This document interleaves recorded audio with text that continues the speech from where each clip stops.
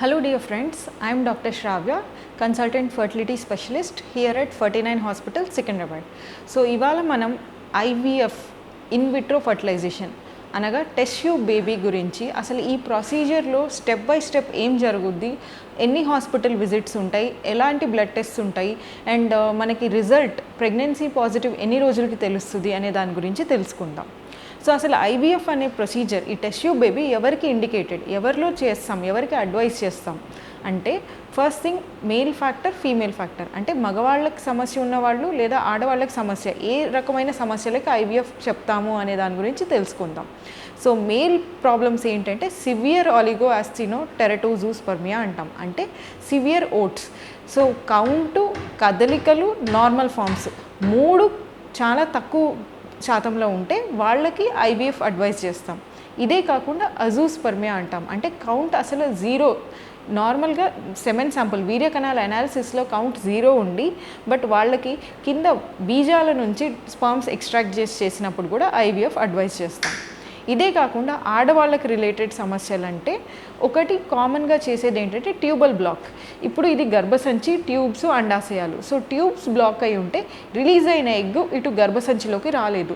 So ఈ ట్యూబ్స్ని bypass చేసి చేయగలిగే ప్రొసీజర్ ఐవీఎఫ్. ఇదే కాకుండా ఒవేరియన్ రిజర్వ్, అంటే ఆడవాళ్ళకి ఎగ్ నెంబర్ సంఖ్య తగ్గిపోతే వాళ్ళకు కూడా ఐవీఎఫ్ అడ్వైస్ చేస్తాము. ఇదే కాకుండా కొంతమందికి IUI multiple times IUI cycles చేసి అది ఫెయిల్ అయ్యి ఉన్నా, లేదా కొంతమందికి అన్ఎక్స్ప్లెయిన్డ్ ఇన్ఫర్టిలిటీ అంటాం, ఇటువంటి వాళ్ళకు కూడా ఐవీఎఫ్ అడ్వైస్ చేస్తాం.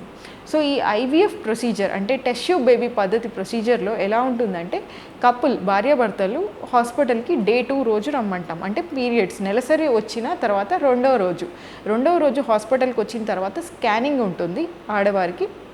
గర్భసంచిలో లైనింగ్ అంటే పొర ఎలా ఉంది, అది పల్చగా ఉందా లేదా, అండ్ ఫాలికల్స్ అంటే అండాశయాల్లో ఎగ్ యొక్క సంఖ్య ఎలా ఉంది అనేది చూస్తాం. అండ్ సైజ్ అది చూసి అంత అనుగుణంగా ఉండి అంత కన్వీనియంట్గా ఉంటే అప్పుడు ఐవీఎఫ్కి రిలేటెడ్ బ్లడ్ టెస్ట్ అడ్వైస్ చేస్తాం. సో బ్లడ్ టెస్ట్ ఎలాంటివి ఉంటాయంటే 2 రకాలు ఉంటాయి. కొన్ని హార్మోన్ టెస్ట్ అడ్వైస్ చేస్తాం. హార్మోన్ టెస్ట్ ఎందుకు అంటే మనం ఈ ఐవీఎఫ్ ప్రొసీజర్లో డైలీ ఇంజెక్షన్స్ ఇస్తాం, హార్మోనల్ ఇంజెక్షన్స్. సో ఈ హార్మోనల్ ఇంజెక్షన్స్ ఇవ్వటానికి తన బాడీలో బేసల్ హార్మోనల్ స్టేట్ అంటే బేస్ లెవెల్లో హార్మోన్స్ ఎలా ఉన్నాయో తెలుసుకొని హార్మోన్ టెస్ట్ చేస్తాం. దాంతోపాటు కొన్ని ఈ ఐవీఎఫ్ ప్రొసీజర్లో ఏంటంటే మన టార్గెట్ ఏంటంటే అండాశయాల్లో ఎగ్స్ ఉంటాయి కదా, ఆ ఎగ్స్ నార్మల్గా ఆడవారికి నెలసరి వచ్చిన తర్వాత ఒక ఎగ్ పెరిగి రిలీజ్ అవుద్ది. మనం ఐవీఎఫ్లో టార్గెట్ ఏంటంటే 8 to 10 ఎగ్స్, అంటే 8 నుంచి 10 ఎగ్స్ ఒకేసారి పెరిగి వాటిని మనం బయటకు తీసే పద్ధతి ఐవీఎఫ్. సో మన టార్గెట్ ఏంటంటే అట్లీస్ట్ 7 to 10 ఫాలికల్స్, అంటే ఎగ్స్ ఉన్న బ్యాగ్, వాటర్ బ్యాగ్ని ఫాలికల్ అంటాం. ఈ ఫాలికల్స్ పెరగటానికి అవసరమైన ఇంజెక్షన్స్ ఇస్తాం. సో ఈ ప్రొసీజర్ మనం ఎలా అంటే డే 2 బ్లడ్ టెస్ట్ చూసుకొని డే 2 or డే 3 అంటే 2వ రోజు లేదా 3వ రోజు నుంచి డైలీ ఇంజెక్షన్స్ స్టార్ట్ చేస్తాం. సో డైలీ ఇంజెక్షన్స్ ఉంటాయి అండ్ మధ్యలో స్కాన్ చూస్తాం. అంటే మనం ఇచ్చిన ఇంజెక్షన్ డోస్కి ఈ ఫాలికల్స్, ఈ ఎగ్స్ పెరుగుతున్నాయా లేదా, వాటి డెవలప్మెంట్ ఎలా ఉంది అని చూస్తాం. సో వాటి గ్రోత్ బట్టి ఫర్దర్ ఇంజెక్షన్ డోస్ అడ్జస్ట్మెంట్ జరుగుద్ది. సో ఈ ప్రొసీజర్ డైలీ ఇంజెక్షన్స్ అనేది యావరేజ్గా 10 రోజులు ఉంటాయి. కొంతమందికి బాడీ రెస్పాన్స్ బట్టి మారుద్ది. కొంతమందికి ప్రాబ్లీ 8 రోజుల్లోనే రెస్పాన్స్ రావచ్చు, కొంతమందికి 10 నుంచి 12 రోజుల్లో రెస్పాన్స్ రావచ్చు. సో యావరేజ్గా అందాజగా 10 రోజులు ఇంజెక్షన్స్ అనుకుంటే 10 రోజులు ఇంజెక్షన్స్ తర్వాత లాస్ట్ డే ఇంజెక్షన్ ఏంటంటే ఒక ఇంజెక్షన్ అర్ధరాత్రి ఉంటుంది. యూజువలీ ఆ ఇంజెక్షన్ ఇచ్చిన 35 గంటలకి ఎగ్ రిట్రీవల్ అంటే ఈ ఎగ్స్ని బయటకు తీసే ప్రొసీజర్ ఉంటుంది. సో 35 గంటల తర్వాత మత్తిచ్చి ఎగ్స్ తీస్తాం. సో ఈ ఎగ్ రిట్రీవల్ ప్రొసీజర్ కోసం మీరు ఒక్కరోజు హాస్పిటల్లో ప్రొసీజర్కి రావాల్సి ఉంటుంది. ఆ రోజు ఉదయం వచ్చి ప్రొసీజర్ అయిపోయిన తర్వాత ఒక 4 to 5 hours తర్వాత మీరు కంఫర్టబుల్గా ఉన్నారో లేదో చూసి కంఫర్టబుల్గా ఉంటే డిశ్చార్జ్ చేస్తాం. సో ఈ ప్రొసీజర్కి హాస్పిటల్ అడ్మిషన్ అంటూ ఏం అవసరం ఉండదు. ఓన్లీ థింగ్ ఏంటంటే మనం ఆ రోజు మత్తు ఇచ్చేసి ప్రొసీజర్ టైం ఏంటంటే ఒక 15 నుంచి 30 నిమిషాలు ఉంటుంది. ఈ 15 నుంచి 30 నిమిషాల్లో ఎగ్స్ తీస్తాం మత్తు ఇచ్చేసి. సో అది ఎలా ఉంటుందంటే కడుపు మీద, పొట్ట మీద కోత అట్లాంటిది ఏమీ ఉండదు. కింద నుంచి వెజైనా దగ్గర నుంచి స్కాన్ చేసినట్టే అక్కడి నుంచే నీడిల్ వేసి ఈ అండాశయాల నుంచి ఎగ్స్ తీస్తాం.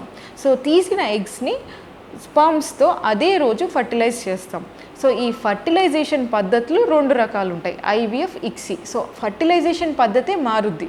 సో ఐవీఎఫ్ అన్న ఇక్సీ అన్న బేసిక్ ఒరిజినల్ ప్రొసీజర్ అయితే సేమ్, ఓన్లీ ఫర్టిలైజేషన్ పద్ధతి మారుద్ది. సో ఆ రోజు వీర్యకణాలతో ఫర్టిలైజ్ చేసి ఎంబ్రియో అంటే బేబీ ఫామ్ అవుద్ది. సో ఈ ఫామ్ అయిన బేబీని ల్యాబ్లో 3 రోజుల నుంచి 5 రోజుల వరకు గ్రో అవ్వటానికి కల్చర్ అంటే ఇంక్యుబేటర్లో పెడతాం. సో ఈ ఇంక్యుబేటర్ ఏంటంటే ఆడవారి గర్భసంచితో సమానంగా చూస్తాం. సో ఈ గర్భసంచిలో ఉండే కండిషన్స్ ఇంక్యుబేటర్, బయట బాక్స్లో ఉన్న ఇంక్యుబేటర్లో కండిషన్స్ మిమిక్ చేసి లోపల ఈ ఎంబ్రియో గ్రో అవుతే 3 నుంచి 5 రోజుల తర్వాత గర్భసంచి లైనింగ్ బాగున్నప్పుడు అదే ఎంబ్రియోని గర్భసంచిలోకి ట్రాన్స్ఫర్ చేస్తాం. సో ఐవీఎఫ్లో మీకు అర్థం అవ్వాల్సింది ఏంటంటే 2 స్టెప్స్ ఉంటాయి. ఒకటి ఏంటంటే ఎగ్స్ గ్రో అవ్వడానికి ఇంజెక్షన్స్ తీసుకొని ఎగ్ రిట్రీవల్ అంటే ఎగ్స్ పికప్ చేయటం, ఇంకోటి ఎంబ్రియో ఫామ్ అయిన తర్వాత ఫామ్ అయిన ఎంబ్రియోని రిటర్న్ గర్భసంచిలో పెట్టడం, దీన్ని ఎంబ్రియో ట్రాన్స్ఫర్ అంటారు. సో ఈ పికప్ అండ్ ఎంబ్రియో ట్రాన్స్ఫర్ ఏంటంటే యూజువల్లీ గర్భసంచి మనం 10 days ఇంజెక్షన్స్ ఇచ్చినప్పుడు లోపల లైనింగ్ పొర బాగుంటే అదే నెలలో బేబీని పెట్టేస్తాం. బట్ ఒక్కొక్కసారి ఏమవుద్దంటే కొంతమంది గర్భసంచి లైనింగ్ మరీ పల్చగా ఉండటం, లేదా మరీ మందంగా ఉండటం, లేదా అండాశయాలు ఇచ్చిన ఇంజెక్షన్స్కి మనకి 8 to 10 ఫాలికల్స్ అంటే 8 నుంచి 10 ఎగ్స్ బదులు 15 ఎగ్స్ అలా ఎక్కువ ఎగ్స్ వస్తే అండాశయాలు పెద్ద సైజు ఉంటుంది.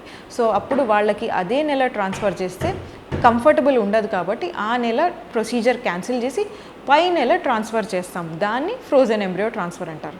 సో ఇది రఫ్లీ IVF procedure step by step. మీకు ఈ ప్రొసీజర్ అర్థమైంది అనుకుంటున్నాను. Thank you. చేస్తున్నామంటే ఎగ్ విడుదలైనది ఎంత లైఫ్ స్పాన్ ఉంటుందంటే it has around 24 to 36 hours అండి. కమింగ్ టు స్పర్మ్స్, ఏవైతే వెజైనాలో డిపాజిట్ అవుతాయో స్పర్మ్ వచ్చేసి సర్వైకల్ మ్యూకస్లో ట్రాప్ అయ్యి